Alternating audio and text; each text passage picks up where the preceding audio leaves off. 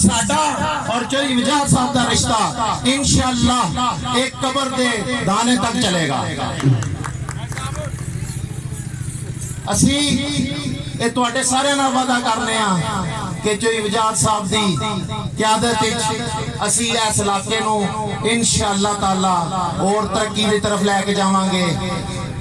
और चौधरी मूसा लाई साहब जिहड़े कि साडे लीडर ने N71 दे MN दे कैंडिडेट ने इंशाअल्लाह ताला उन्हां नाल तुहाडे सारियां दा फर्दन ब फर्दन आहिस्ता आहिस्ता सारियां नाल तुहाडा तारफ कराया जाएगा।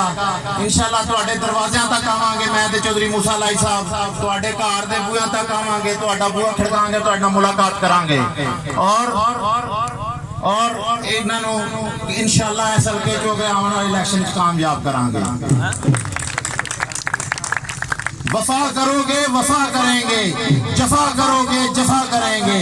ये पैगाम उन्हां लोकां वास्ते वे जिन्हां साडे नाल वफा नहीं कीती। असीं उन्हां नाल वफा कीती लेकिन उन्हां ने साडे नाल वफा नहीं कीती। उन्हां सानू इस्तेमाल किया, असीं उन्हां वास्ते जाना दित्तियां ते जाना लईयां।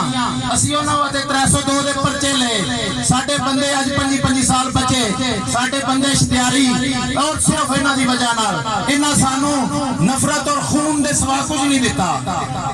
और मैं उन्हां नू अज कहना ये आवाज तब्दीली दी आवाज है और यह तब्दीली उन्हां नू बहा के लै जाएगी। एक कोटला तू उगे ते बहा के लै जाएगी। N71 च उन्हां दा नामो निशान खत्म कर देंगे।